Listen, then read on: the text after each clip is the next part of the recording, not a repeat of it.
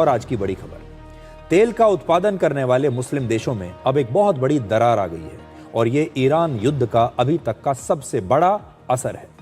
आज यूएई ने पेट्रोलियम देशों के सबसे बड़े संगठन ओपेक से बाहर निकलने की घोषणा कर दी है।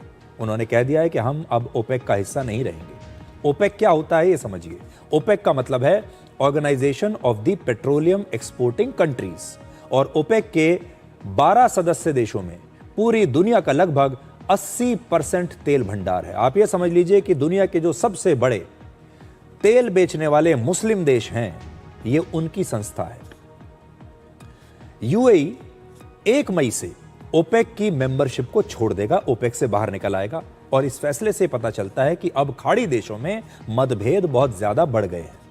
यूएई के बाहर होने से इस संगठन की एकजुटता कमजोर पड़ेगी, क्योंकि पहले भी इस संगठन में उत्पादन कोटा जैसे मुद्दों को लेकर आपस में मतभेद होते रहे हैं।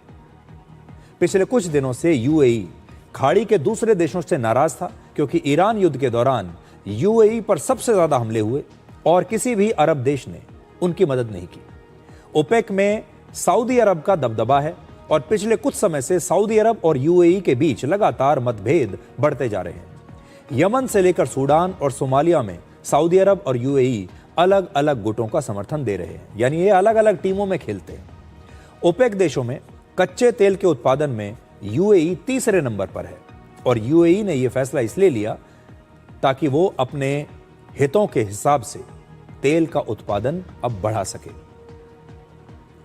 इस समय स्ट्रेट ऑफ हॉर्मुज बंद है और इसी वजह से पूरी दुनिया में तेल की मांग अपने चरम पर है। पूरी दुनिया में तेल की मांग बढ़ी हुई है, सबको तेल चाहिए, लेकिन ओपेक के सदस्य देश अपनी मर्जी से तेल का उत्पादन नहीं बढ़ा सकते।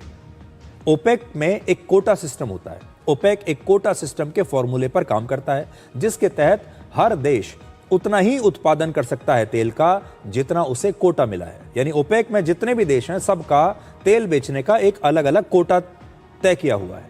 आप अपने कोटे से ज्यादा तेल नहीं बेच सकते।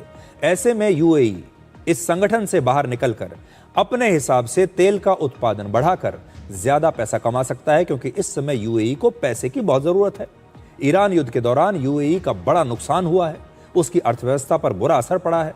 बड़े बड़े जो लोग हैं, बड़ी बड़ी कंपनियां जो यूएई में आई थी, वो छोड़ छोड़कर बाहर जा रहे हैं। यूएई की जो छवि है वो खराब हुई है।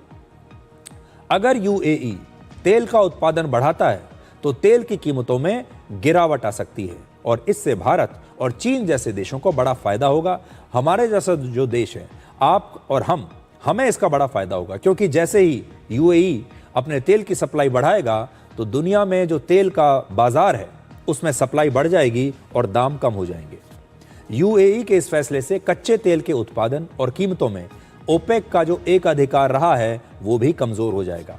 इस समय ओपेक दुनिया के कुल तेल उत्पादन का 40% हिस्सा कंट्रोल करता है। तो सोचिए, 40% जो तेल है पूरी दुनिया का, वो इन देशों से आता है जिन्हें आप ओपेक देश कहते हैं। यूएई का ओपेक से बाहर निकलना अमेरिका के राष्ट्रपति डोनाल्ड ट्रंप के लिए भी एक बड़ी जीत माना जाएगा, क्योंकि राष्ट्रपति ट्रंप अक्सर इस संगठन पर तेल की कीमतें बढ़ाने का आरोप लगाते रहते हैं। तो अगर ओपेक देशों में मतभेद बढ़ते हैं तो इससे अमेरिका को फायदा होता है, ट्रंप को फायदा होता है। ट्रंप हमेशा से इस संगठन को कमजोर करना चाहते थे। अब आपको ओपेक का इतिहास भी जरा जल्दी से बताते हैं। दुनिया भर के तेल उत्पादक देशों ने वर्ष 1960 में ओपेक की स्थापना की थी। तेल उत्पादन और बिक्री को लेकर दुनिया भर में अपना कंट्रोल बनाने के लिए इस संगठन की स्थापना की गई थी।